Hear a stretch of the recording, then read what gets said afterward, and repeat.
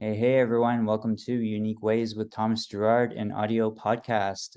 Got a really awesome guest today. She is a student at Peter A. Allard School of Law at the University of British Columbia, and she has a bachelor's degree in marketing from Sauder School of Business. Please join me in welcoming Claire Lee. Welcome, Claire.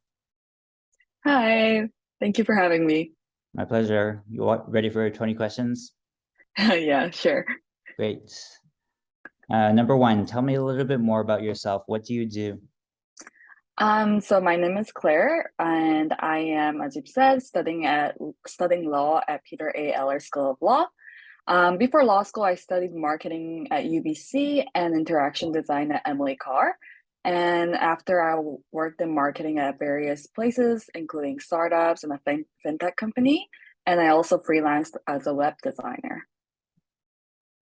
Awesome. Just to know for our audience, Claire and I know each other. I was her instructor at my alma mater several years ago. Yes. Question two, what's a key piece of knowledge that makes you different? Whether it be, I guess, my ethnic background, religion, my previous work experiences, and my studies, I think all of my previous experiences and values shape me to be unique and to be me, and allows me to apply these values and everything to various relationships or work or school. For example, in a more practical example, I'm able to use my knowledge in marketing, business, and design to understand business relationships and client goals. And I can also use my creativity to fuel solutions in law. In another way, I can relate to others and my experiences as maybe a female Asian Canadian in a legal profession, something that not everyone may be able to relate to. Cool.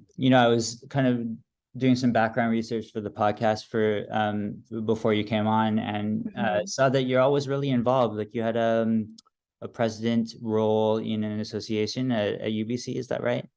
Yes, I was president of UBC Marketing Association in my undergrad. I'm doing some extracurriculars right now. I am doing vice president marketing for Allard Law Business and Society at Allard, and also doing some extracurriculars on top of that as well. I just like to be really involved. I think it's part of what really excites me, being able to provide help in the ways I can. And yeah, just in terms of what I'm passionate about, I just like to work on things and I'm really excited just to do more all the time. Cool. Number three, why this of all things? Why do you do what you do? Um, I think law is fascinating because it's so applicable not only to our daily lives, but to our society as a whole. And I'm just a person that loves learning and challenging myself. And I think this is a perfect place to be constantly learning and developing my knowledge in an area that I am interested in. Like at school, we're learning about criminal law or like torts law, contracts, and property. And it's kind of changed my perspective on how I view the world, which is really amazing. And also, I'm really grateful that studying this field helps me be able to help to other people in so many different ways. It could be as small as helping my friends and family interpret their contracts, or it may be later on down the road, maybe I can help people who can't afford legal aid. So I think there's a lot of values for my own personal growth, but also in the ways that I can help people later on down the road. Cool. And you're being a bit modest, right? Because law is an interest of yours, but UBC's law school can't be easy to get into. I was pretty lucky, and I think I was studying during COVID, so it allowed me to have more time to study for law school. So yeah.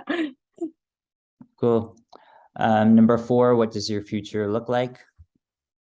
Well, after completing my law school degree, it's 3 years. I will likely take the bar exam and do some articling before being a full-fledged lawyer. Can't say as of now how my future will look like exactly, but I have been always passionate about business, so I'm hoping to be able to work in that field in the future. Nice. I always say number five is unique to this podcast. The question is, let's talk about location. How does the notion of place play into what you do? Yeah, so I think law is really interesting in that it is very place specific. There's different regulations and laws between provinces and countries, and depending on the jurisdiction, decision for the same case could vary. Also, if you want to practice in a certain jurisdiction, you would have to pass the bar for each place, which makes the notion of place more limiting. In a sense, I think it is very different from other areas such as tech. When I was working at a fintech company before, I was working remotely and working with global offices in LA and Korea.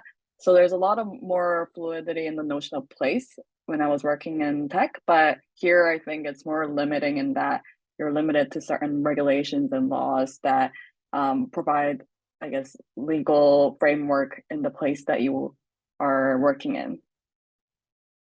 Nice. Number 6, if you had to start from scratch, what advice would you give your former younger self?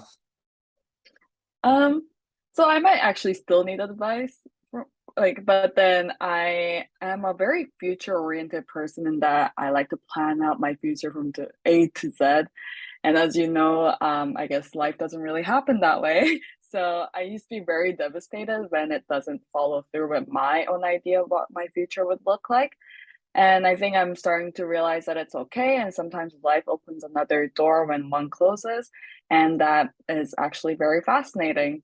So I guess I tell myself to relax, let life take its course and enjoy and focus more on the present than I do usually, and just do the best that I can do in that moment. Nice. 7, what's your day in life like? I can't say it's really exciting, but I usually do some readings before class when I wake up, go to classes afterwards, study in the library. We also have a lot of networking events. So whether it be going to like a firm downtown and networking with some lawyers, we also have social events at school. And there's a lot of learning opportunities where with like panelists. And so I sometimes have those like within my schedule as well. Nice. Inevitably we are kind of post-pandemic phase now. It sounds like you've kind of completely transitioned. No, yeah, it's very different. So I heard that a couple of years ago when like law school during COVID, it was all online. The networking was literally on Zoom, which Mm, I'm glad it's not the case right now. So right now I think it's pretty much free. Yeah, so we get to really network in person and just connect in real life. And I think it really in this field, I think there's a lot of I guess, interactions between community members. And I think it's great that we get to see each other in person now compared to before. nice. Lifelong learning is a popular topic. How do you stay up to date? Um, well, I love self-learning and I'm a person that always is curious and wants to learn new things, but I find it sometimes difficult to keep myself accountable when I'm just, doing like a self course. So I try to find ways to keep myself accountable in the things that I want to learn about. So for example, going to the Emily Carr interaction design program, I really wanted to learn design. So I was like, maybe I'll sign up for this and keep myself accountable in the area that I am passionate about. Mhm. Or I do like extracurricular activities where I'm developing my graphic design skills. So even right now, I'm doing marketing for a club and I'm doing their design work, which allows me to still keep up to date with things that I like. At work, I would volunteer and ask to do new projects, which push me to the research and improve on my skill sets. I think lately, though, I have been attending a lot of panel events where I learn about different areas of law. So, for example, there was a book launch for corporate sustainability, and we learned about what corporations can do to um, keep our world sustainable in a world where it's very unsustainable in a lot of different ways. So, yeah. Nice. And I was looking and you're involved with the academic slash law publication as well, is that right? Yes, I'm part of this publication called Law Review. It's essentially the editors help edit academic journals. So it's very detail oriented, but it's something that I am also learning. So I use the McGill guide and I use like a lot of different regulation rules to edit.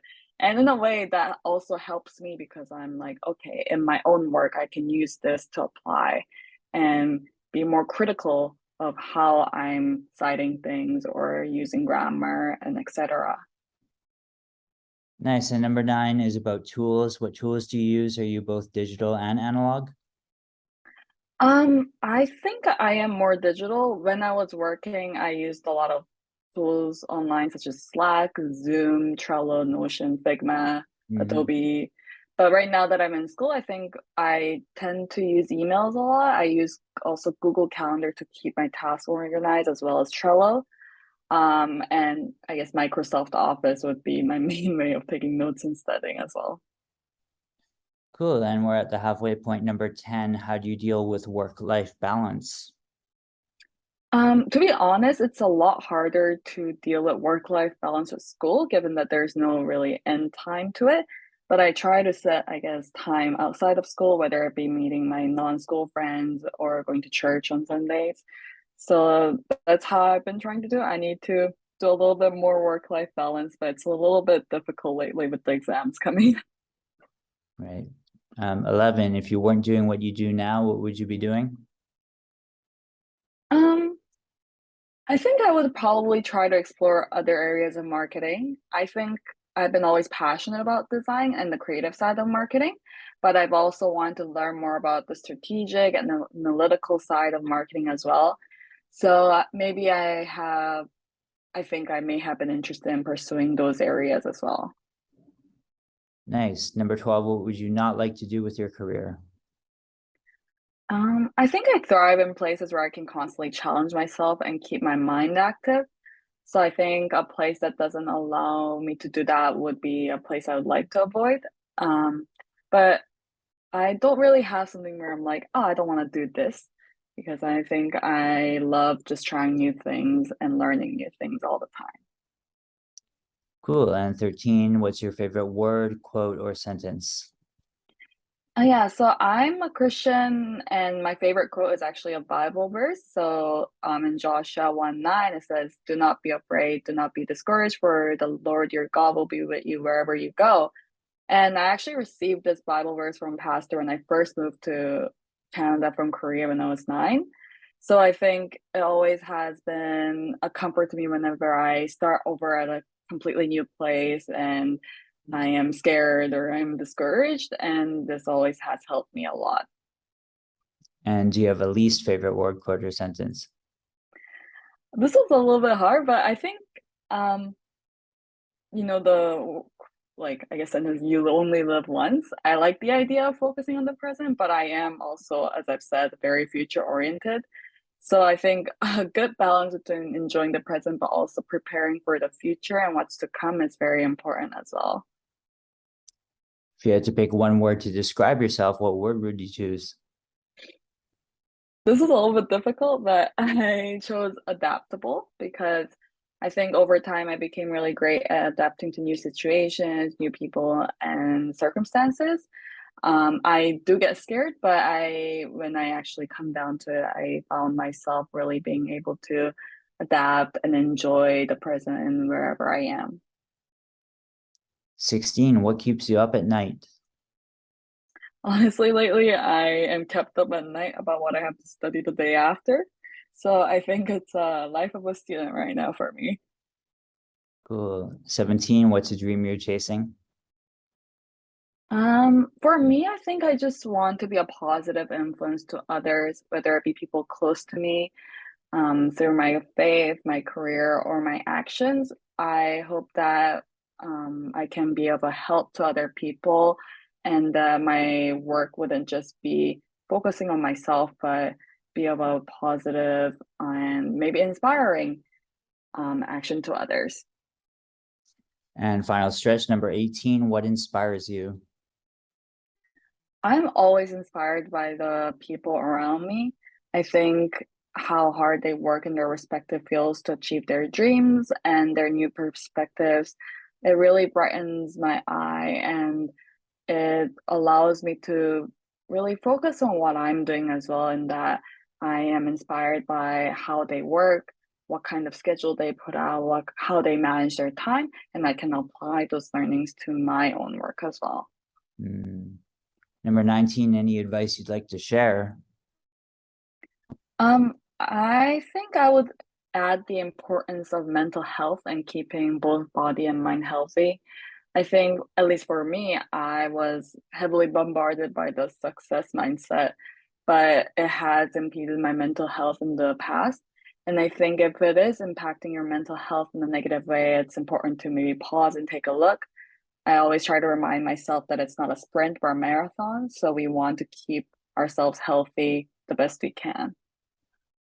And number 20, how can our listeners keep tabs on you? What would you like us to keep track of on you? Well, I'm on LinkedIn, so that would be a good way of reaching me. I guess I will constantly update that as I go on in my career, so that would be a good way of keeping tabs on me. Okay, well, thanks so much for being on, Claire. Great to reconnect and to hear about your successes in the academy. I think it's really great what you're doing, and you should be proud of that. Thanks so much for being on. No, thank you so much for having me. It's great.